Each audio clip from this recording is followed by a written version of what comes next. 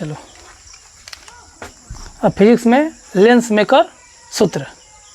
Lens maker सूत्र यह हमारे इस चैप्टर का सबसे महत्वपूर्ण टॉपिक है जो एग्ज़ाम के लिए बहुत ही महत्वपूर्ण है।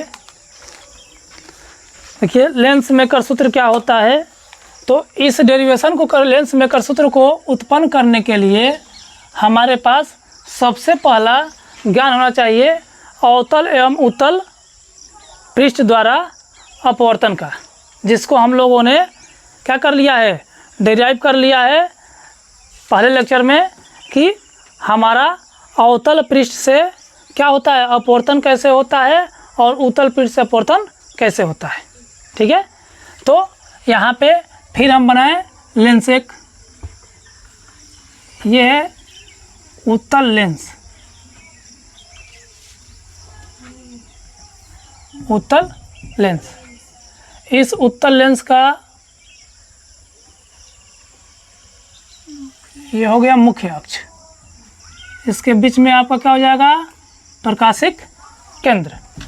ठीक है, अब हम मान लेते हैं कि यहाँ पे कोई आपकी बिंब है। अब तो मान नहीं सकते हैं बिंब को, अगर मान लेते हैं इसको P ही मान ले, एक बिंब P है।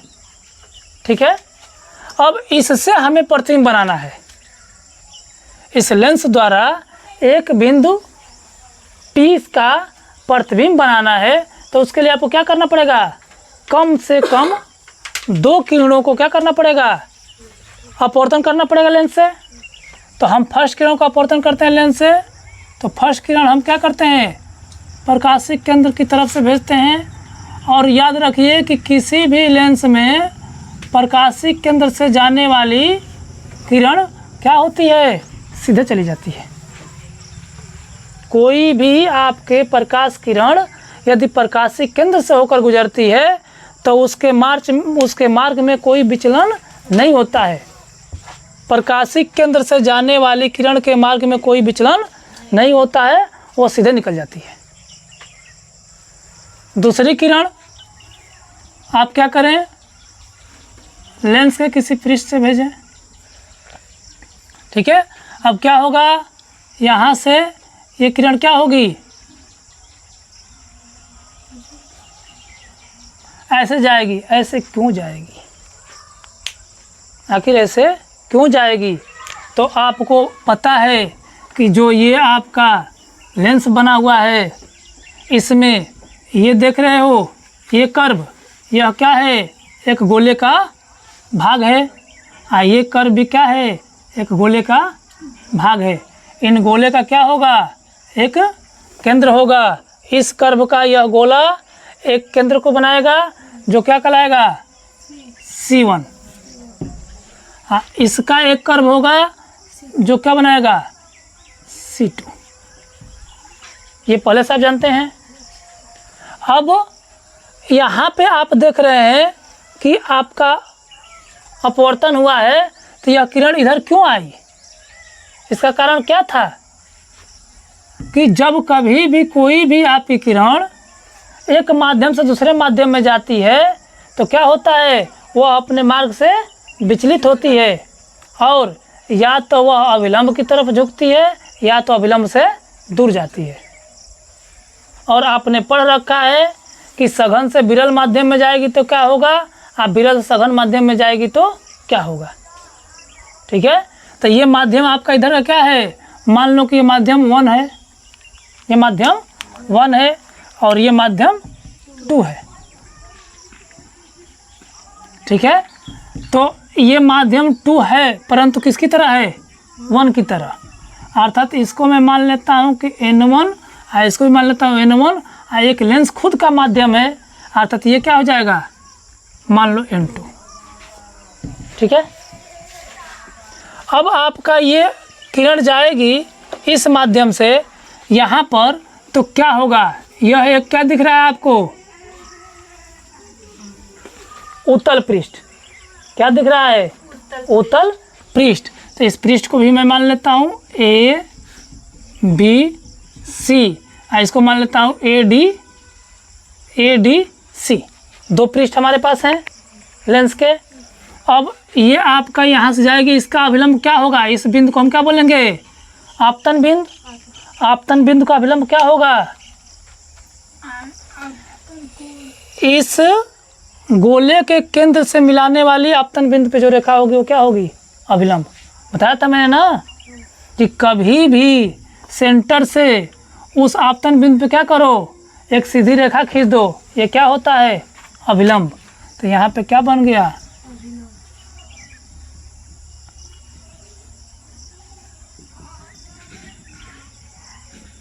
ये हो गया अभिलंब। और आपका यहाँ पे ये किरण जो जा रही है, एक ये क्या माध्यम है? विरल। ये कौन सा माध्यम है? सघन। तो जब विरल माध्यम सघन माध्यम में जाएगी तो किधर किरण झुकेगी? अभिलंब की तरफ झुकेगी। तो यहाँ पे इसका वास्तविक पथ क्या होता? ये होता। परंतु जब विरल माध्यम में आई तो क्या हो गई? अपने वास्तविक पथ से अभिलंब की तरफ झुक गई। ये बात समझ में आ गया। और इमेज कहाँ बन गया? इस भाग पे। इस इमेज को मैं मान लेता हूँ I डैश। ठीक है। अब इसके बाद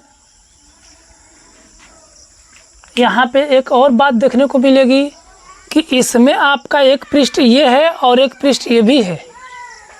जब ये किरण यहाँ से यहाँ तक गई तो यहाँ पे आ गई, परंतु ये किरण यहाँ से इस तल पे भी तो आई है और ये तल अलग है। ये तल इस गोले का भाग है। अब यहाँ पे इसका फिर अपवर्तन होगा। ये अगर तल से अपवर्तन देखें तो इसका इमेज कहाँ बनेगा? यहाँ पे। परंतु यदि हम इस तल से अपवर्तन देखें तो इसका इमेज कहीं और बनेगा। अर्थात यह किरण अब यह किरण का यह बिंदु क्या बन गया? आपतन बिंदु। और इस आपतन बिंदु पर अभिलंब क्या होगा? इस गोले का केंद्र से खींचा गया रेखा। तो इस गोले के केंद्र से हम रेखा खींच दें, देखो इसका अभिलंब क्या होगा? ये क्या हो गया? इसका अभिलंब। और इसका अभिलंब ये हो गया। अब क्या हो रहा है? ये माध्यम क्या है? सघन। ये माध्यम क्या है? विरल। जब सघन माध्यम से विरल माध्यम में जाएगी तो क्या होगा? अभिलंब से दूर हटेगी। अभिलंब से दूर हटेगी। तो ये अभिलंब है। अब इधर न जा करके ये किरण क्या होगी? इधर की तरफ आएगी, यानी अभिलंब से दूर हटेगी। तो इसका वास्तविक पथ तो यह है ही। अभिलंब से दूर हटेगी तो कहाँ जाएगी? ये यहाँ पे। और यहाँ पे आपने क्या मान लिया? I। एक इमेज बन गया ये। अब दो तलों द्वारा इमेज बना। एक आपका इसके द्वारा, इसको बीच में डैश डैश कर लें क्योंकि I डैश है, तो इसको मैं ऐसे ही कर लेता हूँ।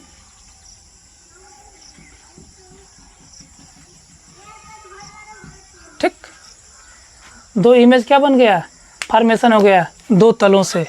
अब इन तलों में हम डिवाइडेशन कर लें कि यदि आपका ए बी सी के लिए, ए बी सी के लिए, सतह ए बी सी के लिए आपका बिंब कौन है और प्रतिबिंब कौन है? सतह ए बी सी के लिए बिंब,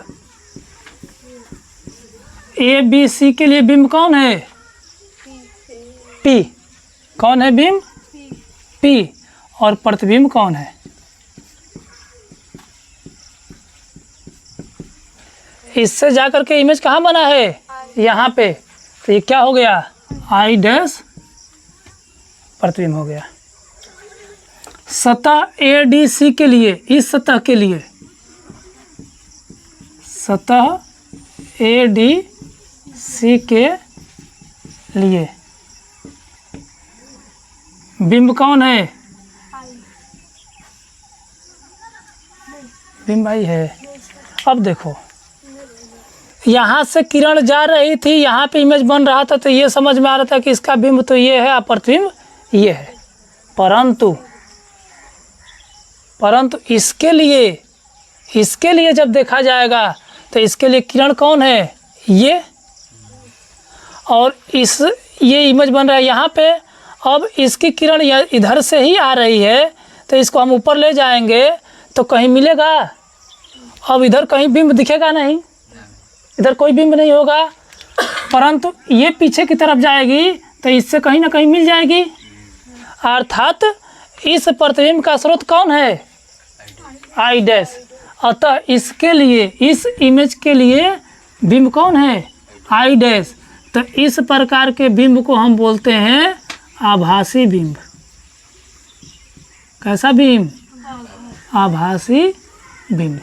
तो ये आई डैश क्या हो गया, आभासी, क्योंकि पिज्जा के मिल रहा है, जहाँ मिलेगा उसको मान लें कि यहाँ से स्रोत इसका है, तो ये क्या हो गया, आभासी बिंब। आप प्रतिबिंब कौन है,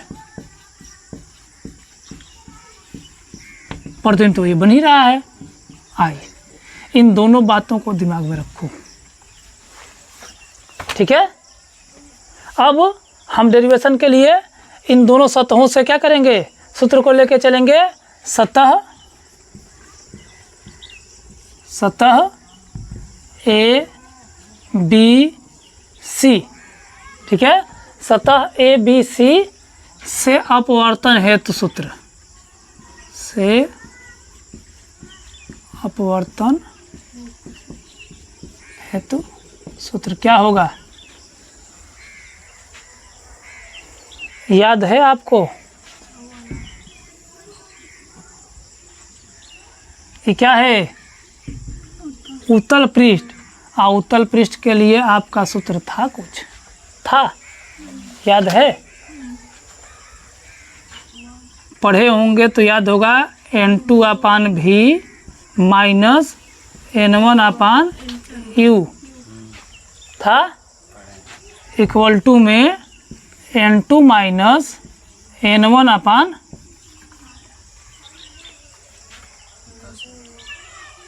अरे अभी इसके पहले वाले क्लास में ही पढ़े थे, अवतल पृष्ठ से अपवर्तन, उत्तल पृष्ठ से अपवर्तन। तो ये क्या हो गया, उत्तल पृष्ठ, और उत्तल पृष्ठ से अपवर्तन ए बी सी एक उत्तल पृष्ठ है, इसके लिए सूत्र हो गया, ठीक है। अब यहाँ पे क्या करेंगे, N2/V, V का मतलब, V का मतलब प्रकाशिक केंद्र से किसकी दूरी, प्रतिबिंब की दूरी, यही ना हुआ। और इसके लिए प्रकाशिक केंद्र से प्रतिबिंब, इसके लिए कौन है, ये है। तो O से कहाँ तक, I तक, ये किस दिशा में है, किरण की दिशा में है। तो चिन्ह के साथ यहाँ पे हम V को क्या लिख सकते हैं, इस पृष्ठ के लिए O से I तक, तो किरण की दिशा में है, तो क्या होगा, प्लस OI डैश हो जाएगा। इस V के लिए यहाँ से यहाँ तक भी होगा, इस पृष्ठ के लिए, और यहाँ से यहाँ तक किसकी दिशा में है, किरण की दिशा में है, तो हम क्या लिखेंगे, प्लस OI डैश। हम माइनस में N1/U, इसके लिए क्या है, P, O से P, और किरण किस दिशा में है, विपरीत दिशा में, तो क्या होगा, माइनस OP होगा, इक्वल टू में N2 माइनस N1 बटा R। R किसके लिए, इस पृष्ठ के लिए, तो R कौन होगा, O से C1, किसकी दिशा में है, किरण की दिशा में, तो क्या होगा, प्लस OC1 हो जाएगा। ये क्या हो गया, समीकरण नंबर 1। इसी प्रकार हम किसको ले लें, ADC, सतह ADC से अपवर्तन हेतु सूत्र क्या होगा जी, यहाँ से जो प्रकाश किरण जा रही थी वो कहाँ जा रही थी? विरल से सघन माध्यम में। तो ये जो सूत्र हमने लिखा था वो किसके लिए था? विरल से सघन। परंतु अब ADC के लिए ले रहे हैं तो इस लेंस से बाहर किरण निकल रही है, ये किरण जा रही है और इससे बाहर इमेज बना रही है। तो किस माध्यम से किस माध्यम जा रही है? सघन से विरल। तो अब यहाँ पे सूत्र हम किसके लिए लिखेंगे? सघन से विरल के लिए। और सघन से विरल के लिए क्या होगा सूत्र? जहाँ जहाँ N2 है वहाँ N1 है, जहाँ जहाँ N1 है वहाँ N2 बन जाएगा। तो ये सूत्र क्या हो जाएगा? N1/V माइनस N2/U बराबर N1 माइनस N2/R बनेगा। ठीक है। अब यहाँ पे क्या हो जाएगा? N1/V। अब किसके लिए? इस पृष्ठ के लिए भी, इस पृष्ठ के लिए भी क्या होगा? N1/V O से I तक इस पृष्ठ के लिए ये बना है V, तो O से I तक किस में? किरण की दिशा में है तो प्लस में, किरण की दिशा में है तो प्लस में, फिर माइनस N2/U सतह इसके लिए। U क्या है? I dash. कहाँ से कहाँ तक? O से I तक किस में? किरण की दिशा में। तो क्या होगा? प्लस O से I dash equal to N1 minus N2/R किस पृष्ठ के लिए? इस पृष्ठ के लिए। क्या होगा? O से C2 किस में? माइनस में होगा। ठीक, ये क्या हो गया? समीकरण नंबर 2। अब इसके नीचे आ रहा है जी, यहाँ तक आए है ना? चलिए अब इसको और आगे बढ़ाते हैं। समीकरण 1 और 2 को जोड़ने पर क्या कर दें? समीकरण 1 + 2 जोड़ने का मतलब कि दायां पक्ष को दाएं पक्ष में, बायां पक्ष को बाएं पक्ष में जोड़ दें। देखो ये है समीकरण 1 का, एक भी वर्ड इधर उधर ना हो। क्या हो जाएगा? Plus OI dash minus N1। अब यहीं पे देख लो, माइनस माइनस क्या हो जाएगा? प्लस। तो क्या हो जाएगा? Plus N1/OP plus equal to नहीं, प्लस ये जुड़ेगा ना, ये वाला N1/OI माइनस, क्योंकि प्लस माइनस माइनस हो जाएगा, minus N2/OI dash equal to, अब ये पक्ष इससे जुड़ जाएगा। क्या होगा? N2 माइनस N1 बटा प्लस का OC1 minus N1 minus N2 बटा OC2, N1 माइनस N2 बटा OC2। अब देखो तो इसमें ये N2/OI डैश है, ये क्या है? N2/OI डैश, ये माइनस है, ये प्लस है। काम खत्म हो गया। क्या बचा? N1/OP plus N1/OI equal to, अब देखो ध्यान दो यहाँ पे,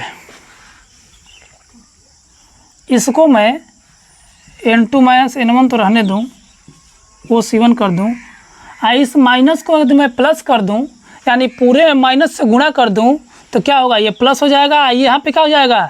तो माइनस से गुणा कर रहे हैं ना? हाँ, पूरे माइनस से गुणा कर रहे हैं तो ये प्लस होगा, ये माइनस हो जाएगा, ये प्लस हो जाएगा, यानी N2 माइनस N1 हो जाएगा। और ये माइनस है ना, आप पूरे के साथ ये N1 माइनस N2 है बटा OC2 है। ठीक, अब इस पूरे में मैं माइनस से गुणा करूँ तो कोई अंतर पड़ने वाला नहीं है। अगर मैं माइनस से गुणा करता हूँ तो क्या होगा? ये प्लस हो जाएगा, ये आपका माइनस हो जाएगा, माइनस N1 प्लस N2 बटा OC2। अब N2 माइनस N1 लिख सकते हैं इसको, यानी यहाँ पे मैं इसको लिख दूँ कि प्लस N2 माइनस N1 बटा OC2। बस यहाँ का चिन्ह बदला तो ये N2 प्लस हो गया, N1 क्या हो गया, माइनस हो गया। गुणा देखना मान लीजिए लिखना ना पड़ेगा, इसे कर दो। बिल्कुल कर देंगे, बस आप लिख देंगे तो समझ में आ जाएगा कि ये क्या हुआ है। प्लस कर दिए तो ये क्या हो गया, बदल गया।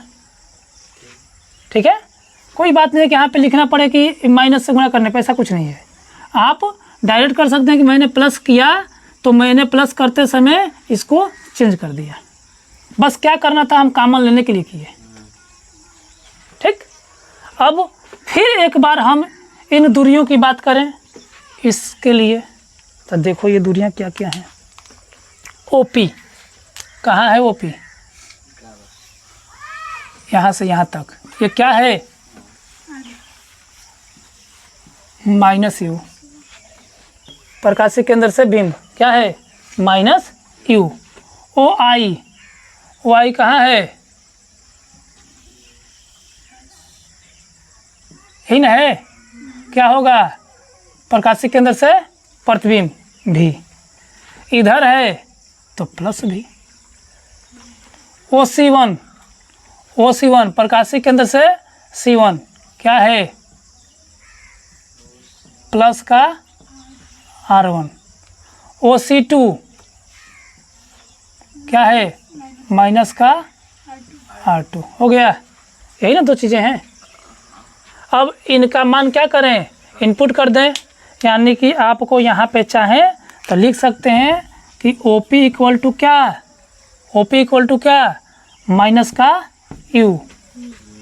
OI इक्वल टू क्या, OI इक्वल टू प्लस का V।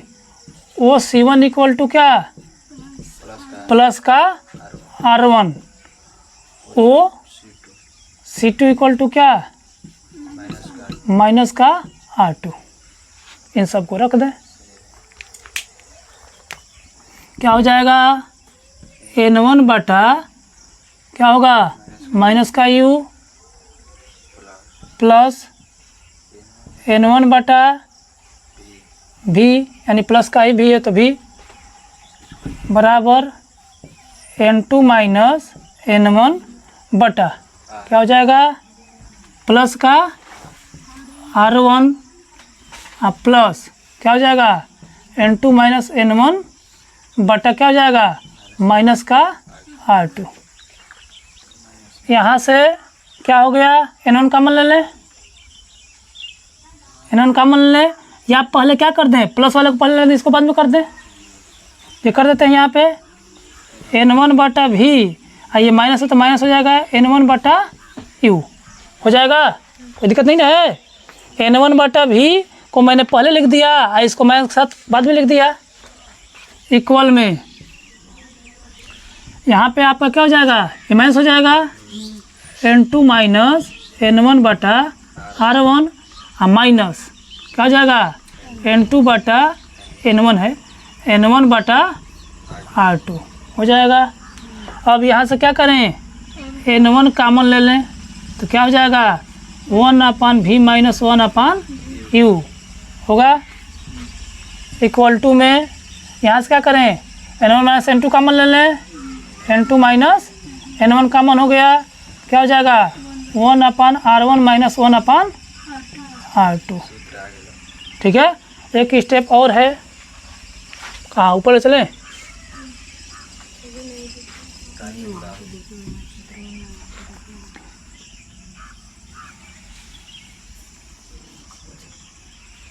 ठीक।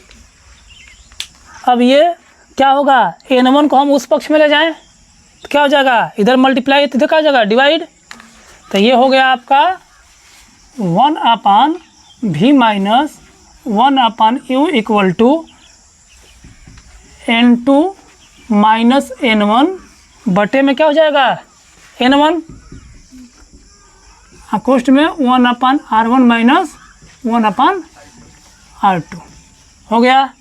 अब यहाँ पे 1/V minus 1/U equal to, अब देखिए इसको हम क्या लिख सकते हैं, N2 बटा N1 अब माइनस N1 बटा N1, लिख सकते हैं, ये दोनों के लिए ना है, N2 बटा N1 माइनस N1 बटा N1, 1/R1 माइनस 1/R2 क्या हो जाएगा, 1/V minus 1/U equal to N2/N1। ये क्या हो जाएगा, माइनस का 1, और फिर क्या हो जाएगा 1/R1 माइनस 1/R2। अब क्या लिख सकते हो, 1/V minus 1/U equal to, याद है आपको N2/N1 को हम क्या लिखते हैं, N21 चूँकि नहीं देगा। अच्छा मैं लिख रहा हूँ, देखो N2/N1 को क्या लिख सकते हैं, N21 minus 1/R1 minus 1/R2। ये हो गया क्या, लेंस मेकर सूत्र। यह अपवर्तनांक की बात करें तो यहाँ पे N2 की जगह पे आप क्या लिख सकते हैं, N भी लिख देंगे तो आपका सूत्र बन जाएगा। ठीक है, इसका शाब्दिक सूत्र बनाना हो, ये आपका सूत्र तैयार है। आप इसे ऐसे भी कर सकते हैं कि N/V minus 1/V minus 1/U equal to N minus 1/R1 minus 1/R2, जहाँ पे क्या है N बराबर N21।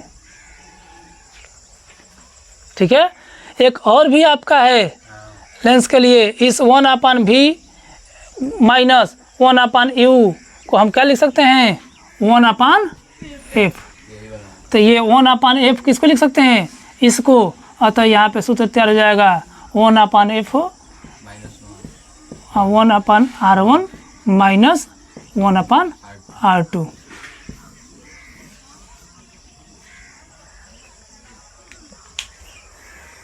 इतनी लंबी प्रोसेस है, फिर भी ये इम्पोर्टेंट है। बस समझना है आपको इन दोनों सतहों को, दोनों सतह को समझ करके आप आगे बढ़ा दीजिए। क्लियर है ना।